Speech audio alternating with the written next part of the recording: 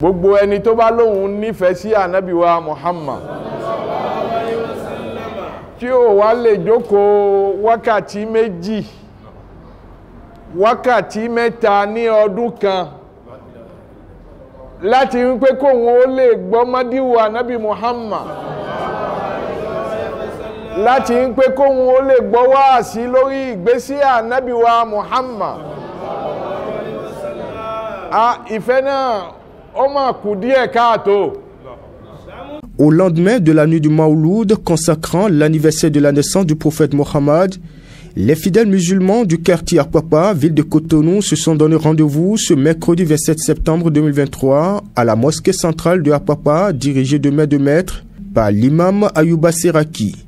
Louanges, récitation du Coran, prêche islamique et prières ont meublé le programme de l'édition de cette année. À la fin, l'invité de marque et l'ordinaire des lieux font le point. Ce n'est pas une fête en tant que telle, mais c'est un jour de souvenir. Un jour qui n'est pas comme les autres jours. Un jour qui a connu la naissance de notre guide spirituel, et donc le prophète Mohammed. Donc nous avons l'habitude de le commémorer chaque année pour nous rappeler et retracer la vie du prophète Mohammed, qui est un modèle non seulement pour la communauté musulmane, mais également pour toute l'humanité, parce qu'il ne faut pas oublier que non seulement il était un envoyé de Dieu, un prophète, mais il était aussi un chef d'État, il était un chef d'état-major. Chaque année à son enseignement. Aujourd'hui, cette année, nous avons retenu la fidélité.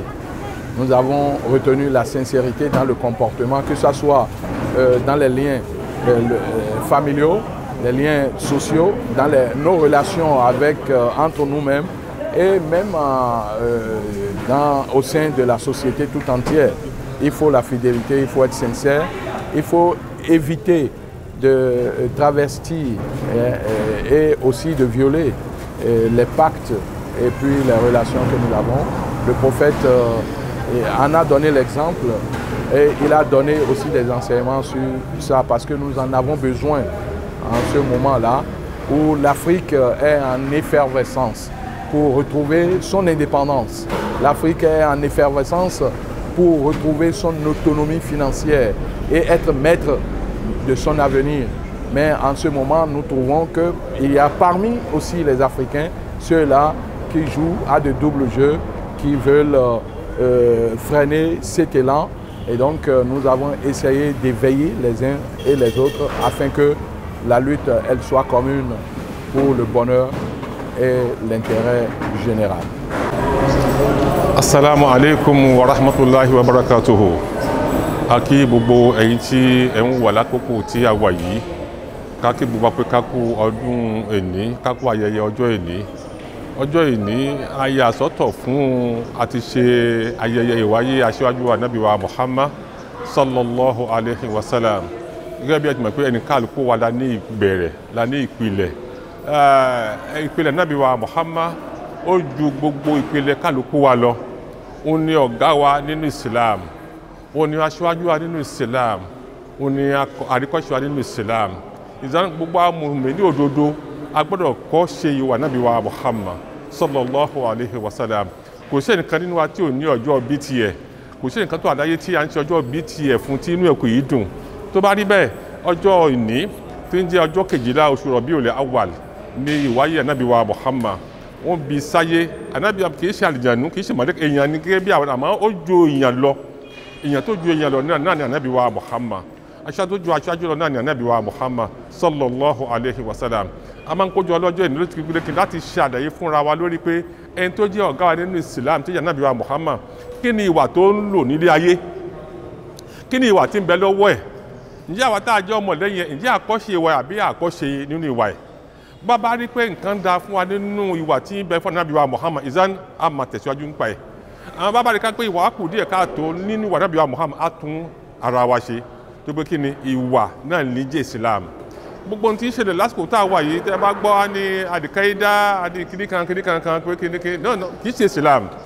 Islam kì í ṣe kò hu àwọn gbọ́nmọ́ra wọn yẹn kò sí lọ́dọ̀ Ànábì wa Muhammad alisilam ti jẹ́ Islam ìwà pẹ̀lẹ́pẹ̀lẹ́ ni Ànábì wọn kọ́ wa ní ìwà pẹ̀lẹ́pẹ̀lẹ́ ìwà tútù ìwà àánú ìwà ìkẹ́ni Ànábì mú mọ̀kọ́ wa donc gbogbo ẹgbẹ́ àgbọ̀ pé tàròrí síbi kan àbí kẹ́ẹ̀dẹ̀ kì í ṣe Islam àwọn nǹkan míì ni wọ́n Ànábì wa Muhammad àwọn ìwà dáadáa tí bẹ́ẹ̀ lára rẹ̀ la máa ń kọ́ àwọn èèyàn lọ́jọ́ ìní tá a bá kọ́ àánú àbẹ̀sí máa pratiki ẹ̀ pé a fẹ́ ṣe bí aṣáájú wa a gbọ́dọ̀ ṣiṣẹ́ a gbọ́dọ̀ ṣe wàhù a gbọ́dọ̀ ṣe nǹkan ṣe nínú Islam ó jẹ́ Islam gbọ́dọ̀ jẹ́ Islam a gbọ́dọ̀ ṣe nǹkan ṣe láàrin ara wa ẹ̀dá ó máa jẹ́ nǹkan tí a máa ṣe lọ́jọ́ ìní òun nìyẹn a bá parí ẹ̀ a ṣàdúrà fún ìlú pàtàkì jùlọ tá a bá wo ìlú wa lọ́wọ́lọ́rí sí a rí pé ìlú wa tá a bá gbọ́ ọ̀tún a sì dáhùn ṣe lọ́tún iná ń jó lọ́tún èèyàn bómi lọ́tún gbogbo yìí ni ìlú wa níbèsí àdúrà a ṣe orí Al-Qur'an nìkan láti ṣàdúrà sínú ìlú wa Benin kí ọ̀gá wa